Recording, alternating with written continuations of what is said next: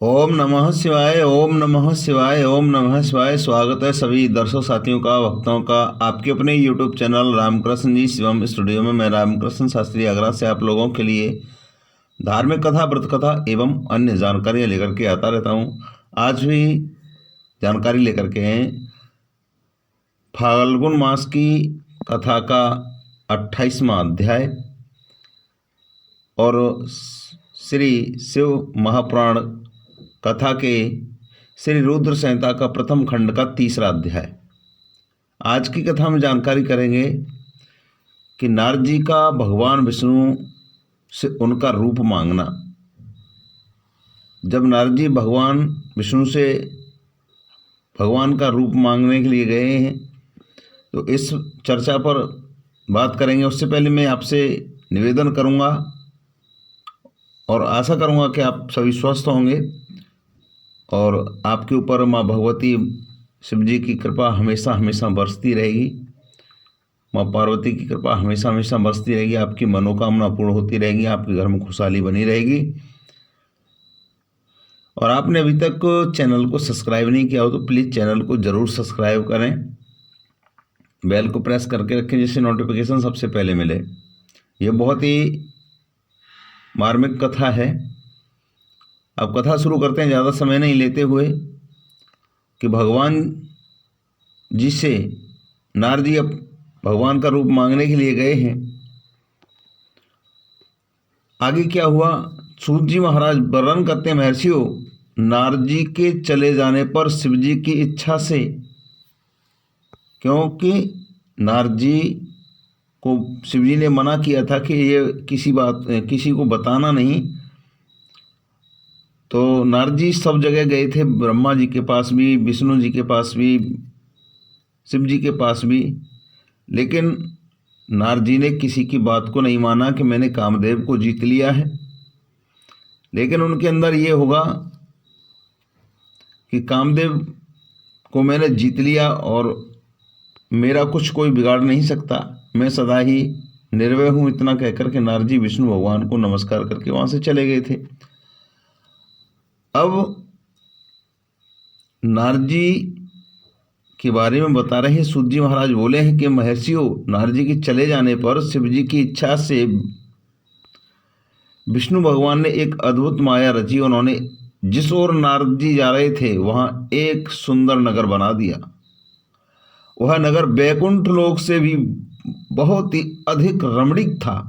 वहां बहुत से विहार स्थल थे। उस नगर के राजा का नाम था शील निधि।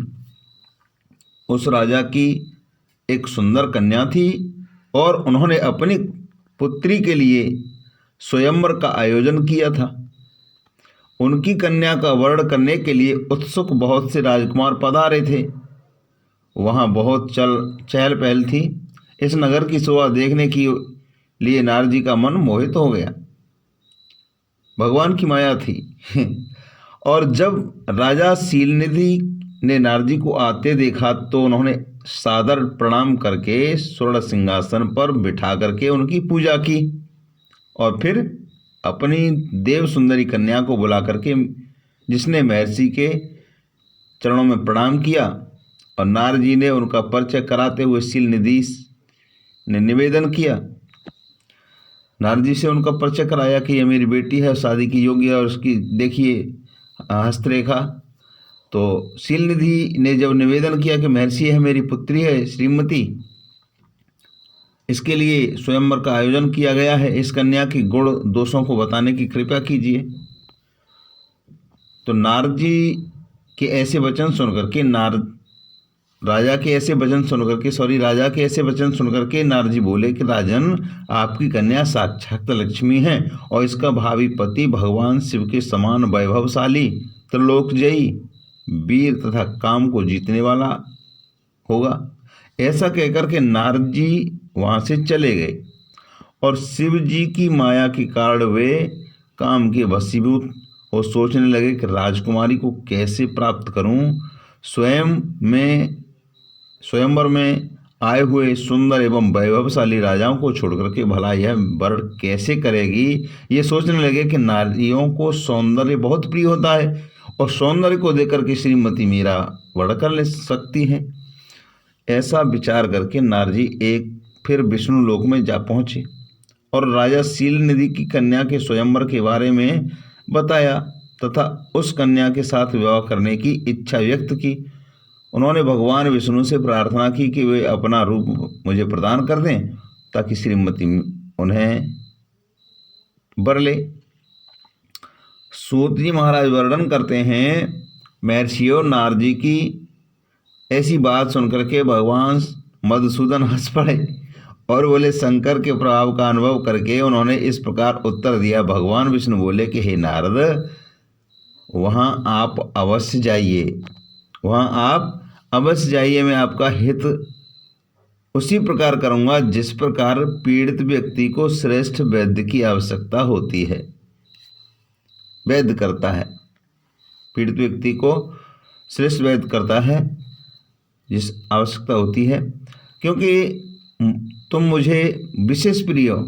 ऐसा कहकर के भगवान विष्णु ने नारद जी को वानर का मुख तथा शेष अंगों को अपना मनोहर रूप प्रदान कर दिया।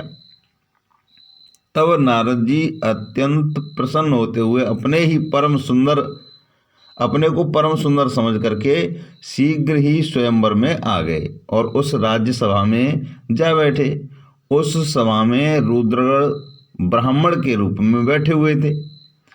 नारद जी का वानर रूप केवल कन्या और रुद्रगणों को ही दिखाई दे रहा था।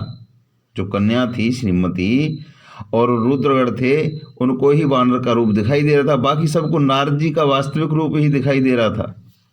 नारद जी मन ही मन प्रसन्न हुए, श्रीमती जी की प्रतीक्षा कर रहे थे। हे ऋषियों, वह कन्या हाथ में जयमाला लिए अपनी सखियों के साथ स्वयंवर में आई और उसके साथ हाथों में सोने की सुंदर माला थी।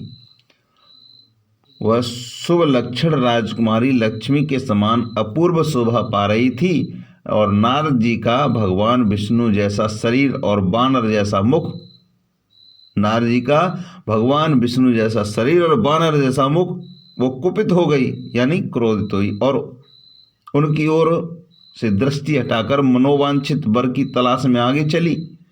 सभा में अपने मनपसंद वर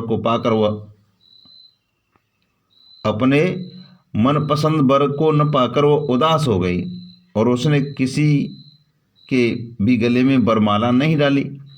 तभी भगवान विष्णु राजा की वेशभूषा धारण कर वहां आ पहुंचे और विष्णु जी को देखते ही उस परम सुंदरी ने गले में वरमाला डाल दी। भगवान विष्णु राजकुमारी को साथ लेकर के तुरंत अपने लोक को चले गए। यह देख करके नारद जी बड़े ही विचलित हुए। जब नारद जी बड़े विचलित हुए तब ब्राह्मणों के रूप में उपस्थित रुद्रगणों ने नारद जी को से कहा कि नारद जी, आप व्यर्थ ही काम से मोहित हो सौंदर्य के बल से राजकुमारी को पाना चाहते थे। पहले जरा अपना बानर के समान मुख तो देख लीजिए, आपका बानर का मुख है। सूत जी बोले। यह वचन को सुनकर के नारद जी को बड़ा आश्चर्य हुआ। उन्होंने दर्पण में अपना मुख देखा। बानर के समान मुख को देख करके वे अत्यंत क्रोधित हो उठे और दोनों रुद्रगणों को श्राप देते हुए बोले, तुमने एक ब्राह्मण का मजाक किया है, मजाक उड़ाया है। तुम ब्राह्मण कुल में पैदा होकर के भी राक्षस बन जाओ। यह सुनकर के वो शिवगुण कुछ भी नहीं बोले, बल्कि उसे भगवान शिव की इच्छा मानते हुए उदासीन भाव से अपने स्थान को चले गए और भगवान की स्तुति करने लगे। तो आज का अध्याय यहीं तक। मिलते हैं कल नए अध्याय के साथ। तब तक के लिए हर हर महादेव, जय माँ पार्वती की, जय शंकर भगवान की। चैनल को सब्सक्राइब नहीं किया तो प्लीज़ चैनल को ज़रूर सब्सक्राइब करें। कल की बहुत ही सुंदर कथा है।